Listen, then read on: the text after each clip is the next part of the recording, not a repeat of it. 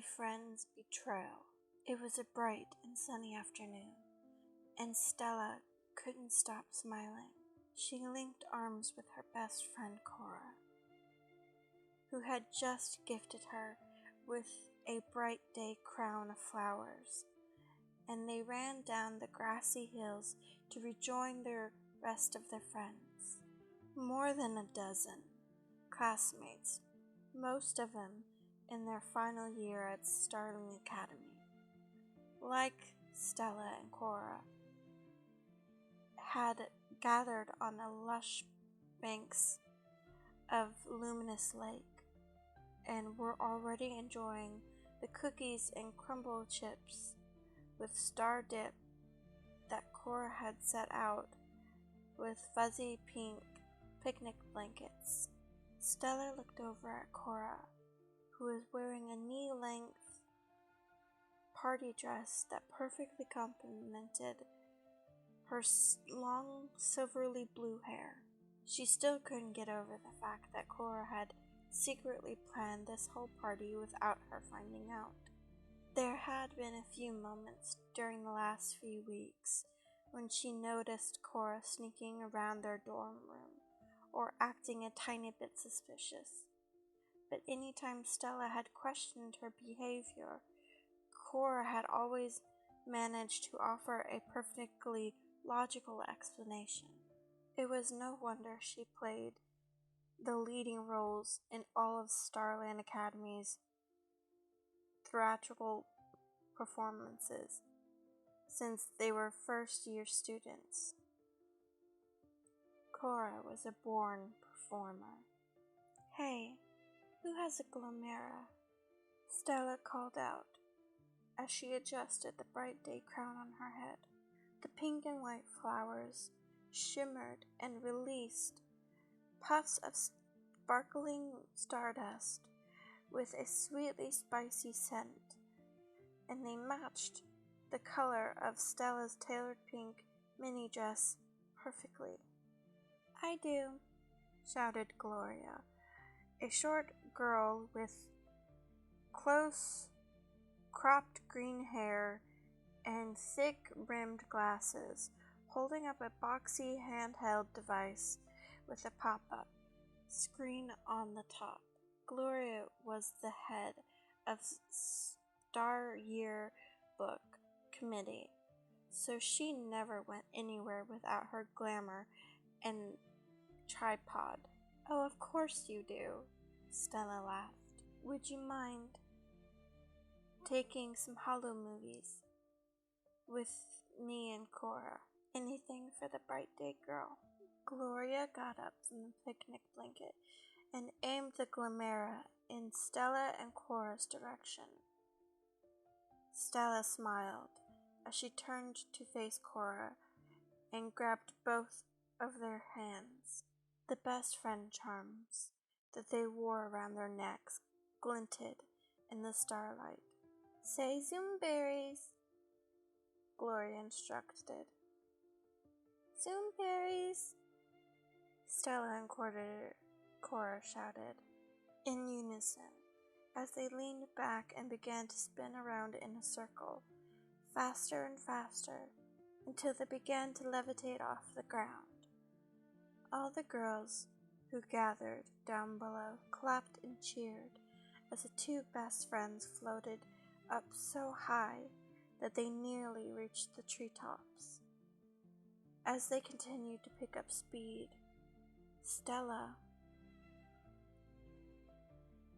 rosy-hued hair and dress braids with Cora's pale blue clothes and hair, until they appeared to combine in a blur, sparkly lavender ball. "You look like you've turned into an enormous wish orb. You must be spinning at a minimum of 300 revolutions per minute," called out their math-obsessed friend Nicola in amazement. Finally, when Stella and Cora couldn't keep up the pace any longer, they dropped down to the ground and collapsed in a fit of laughter. I thought my levitation skills were good, but you two are incredible, Gloria said, before turning to get some hollow footage of the other party guests. Their spinning tricks was pretty amazing. Cora had come up with the idea and convinced Stella to try it. It was one of the best parts of their friendship. Cora's adventurous spirit rubbed off on Stella. "Oh, Cora!" Stella looked over at her friends as they laid side by side on the grass. "Thank you for throwing me the best bright day party ever." "Were you really surprised?" Cora asked, widening her light blue eyes. "I really was." Stella grinned. "I'm so glad," Cora sighed. "I wanted to make sure it was extra special since you weren't able to go home to celebrate with your family without warning."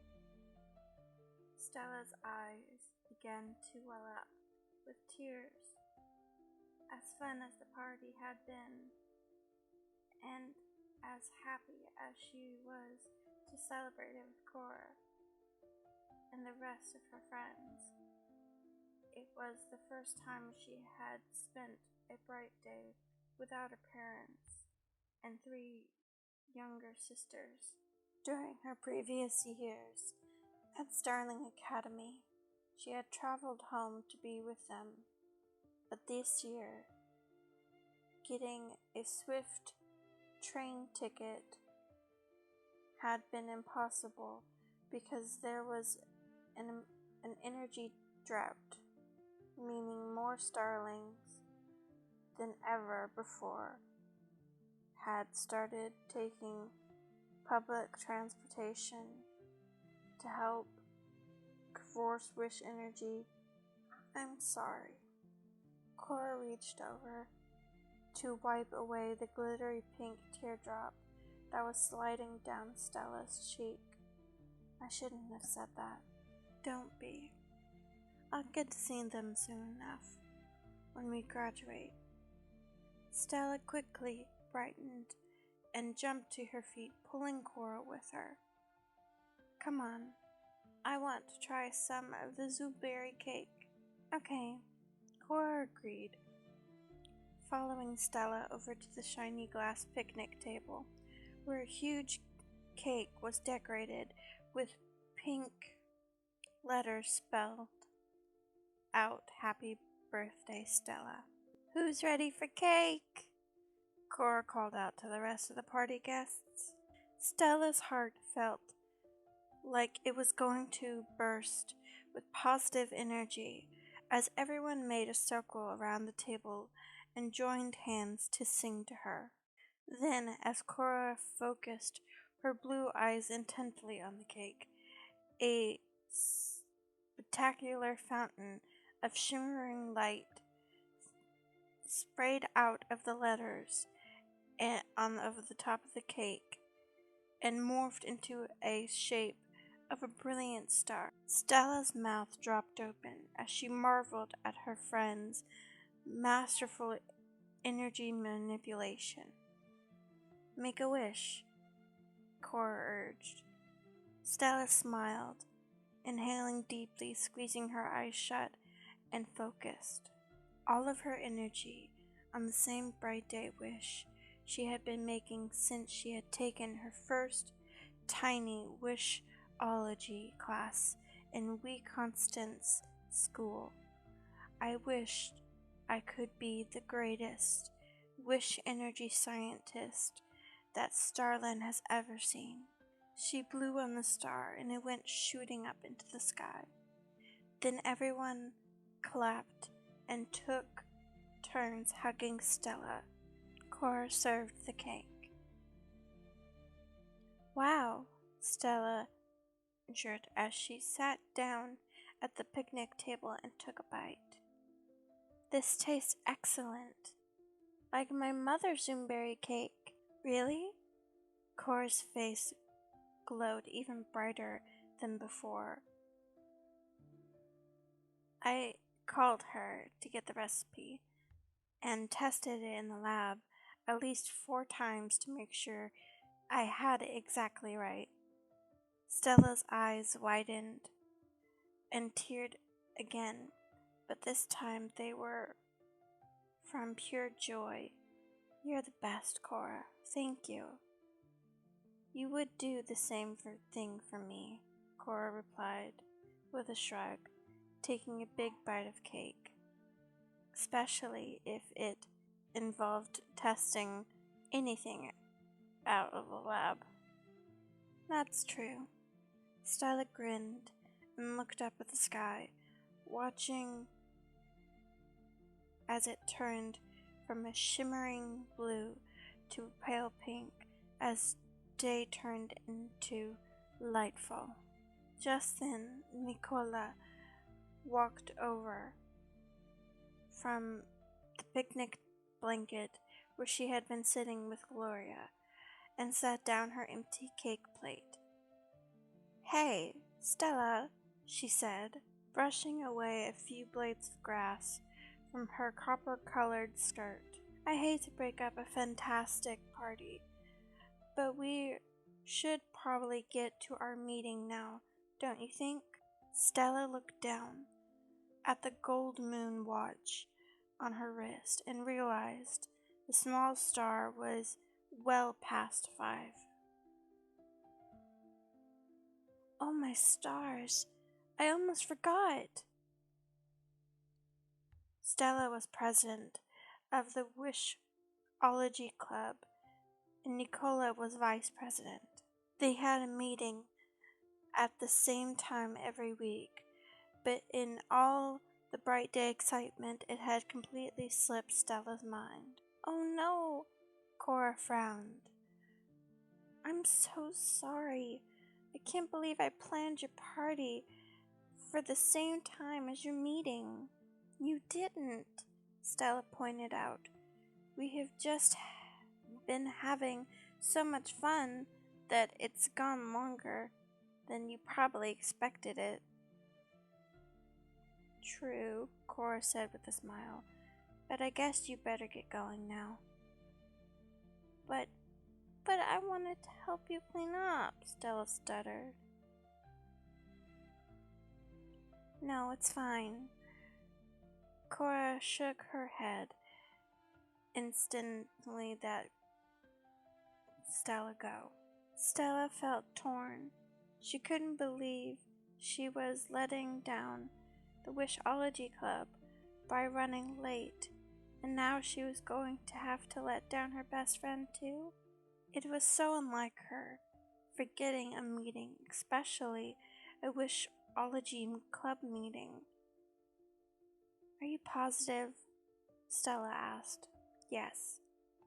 Cora widened her pale blue eyes with a hint of impatience. Okay, if you're sure, you don't mind, Stella said, frowning apologetically as she got up from the picnic table. I don't, honestly. Cora reached out her arms and gave Stella a reassuring hug. All right, Stella replied, with a grateful smile. We can finish the celebrating later. Of course we can. Thank you again for the best party ever. Stella gave Cora's hand one last grateful squeeze and waved goodbye to the other guests. Then, as she linked arms with Nicola and headed off towards the hollow hall, she glanced back to give Cora a final beaming smile. She couldn't have wished for a more perfect party or the better friend.